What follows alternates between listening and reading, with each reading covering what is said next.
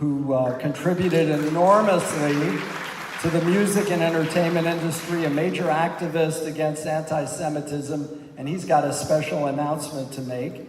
And one of my dearest friends, New York Times bestselling author, the founder of Justice for Women International and Children Uniting Nations, the very special Daphna Ziman.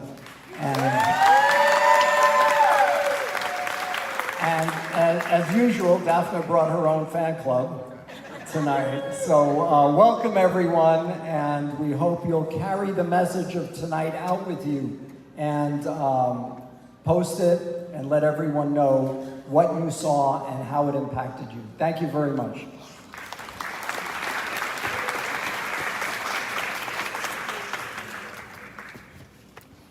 My goodness, if every temple and every theater had Rabbi Barron at the helm, I think we would be such a great community.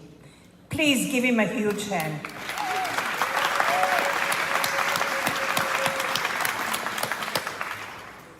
You know, tonight is very, very important. We've all watched television. We've seen the result of intolerance and hate. Just this weekend, we saw the attempted assassination because of intolerance and hate. And here we are tonight, and we've gathered together because every single one of you is a gatekeeper for the future of our children, here locally and globally. Tonight, we have brought together many cultures and many religions, particularly representative of the Jewish religion, the Muslim religion, women groups, and so many others that have an important voice in the entertainment industry as well, because media carries our voices. Co-hosting tonight with me is a person who has made a huge impact on the entertainment industry and the music industry, but that's not why I invited him here tonight. Scooter Braun stands at the helm of where we all need to move towards. When he sees the wrong, he actually makes every effort to do something about it. Whether what he's done about the hurricanes, or what he's done for Make-A-Wish, or what he's done when there was terrorism incidents outside the Ariana Grande concert in Manchester. Scooter Braun has now, when he has seen what happened at Nova, he took the helm again and decided that it's not going to stop there. And he's going to tell you what he's actually doing about it. So I don't want to steal his words. But it takes people like Scooter. It takes one to make a huge change in the world, just one. And each one of you can be one in a combination of many.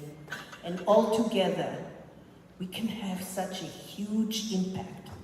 Because what has happened on October 7th is below the tipping point of humanity. When girls are raped and mutilated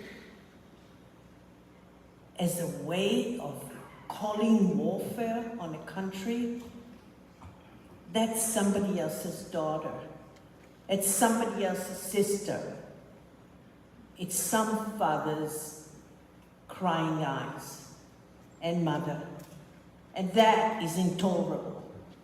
Such horrific situations should never occur on the global map.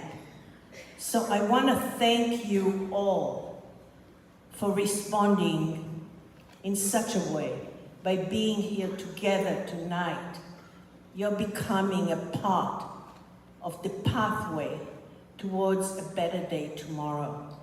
I particularly want to thank some of the sponsors tonight. Stand with us, Roz Rothstein and Esther here. Thank you so much. Women's Voices Now, Heidi's here. Thank you so much.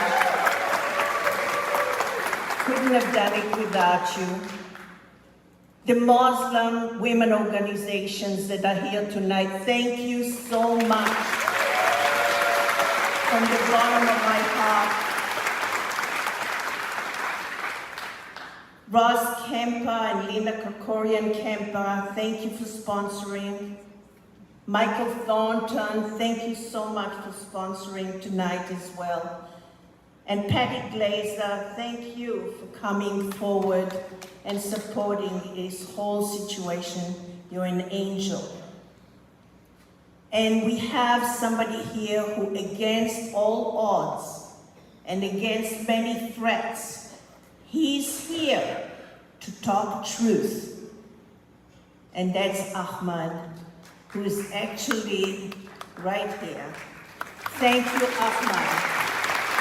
Ahmad's entire family was actually killed during the Gaza-Israel war.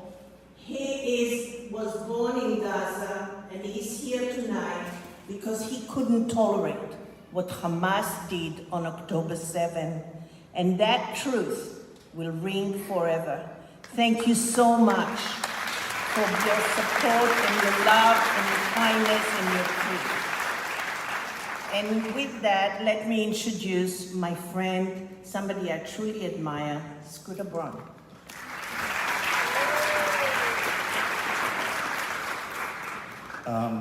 Never follow a best-selling author with remarks. Those were incredibly well prepared and beautiful, and I am going to wing it, and my brother's in the front row. I first want to just thank every single one of you for coming. You could have done anything with your Monday night, and you chose to come and witness an incredibly powerful, a very upsetting, and a very important film. And I hope for those of you who have not seen this, what you see tonight is on YouTube. And it's there because after talking to my friend Sheryl Sandberg, who couldn't be here, who's an incredibly brave and powerful person who you will see in the film, they put it on YouTube because it's completely accessible to everyone, and there's no excuse for someone to not take that time to see it. When I met the survivors of Nova, it was at a healing camp with my brother Sam, who's here in Israel. We arrived in the morning at 7 a.m. and we were at a kibbutz by 8. And we saw things that no one should ever see. We saw devastation. Unfortunately, the blood was still on the walls. The smell, we'll never forget. And then we went from those communities to the Nova field. And we kind of expected to see what we saw, unfortunately.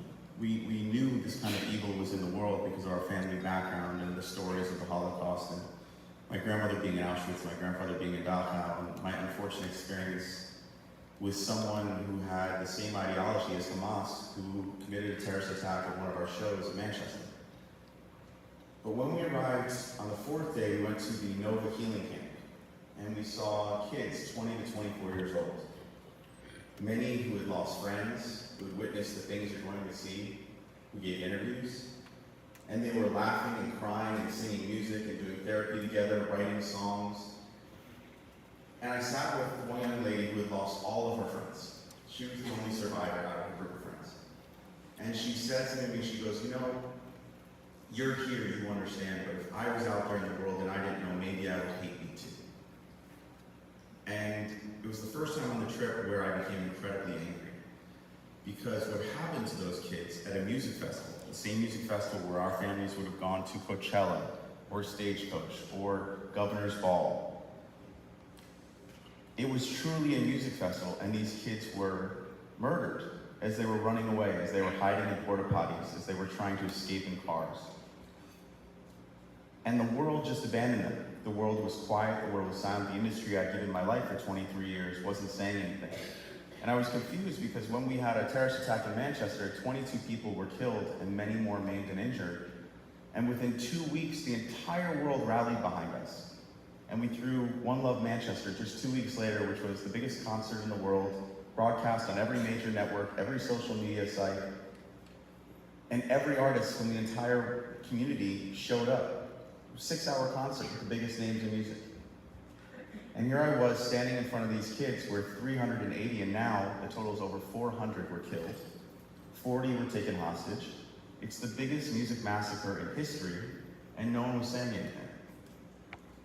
So we went on a quest to start helping, and we brought the Nova Music exhibit to New York City.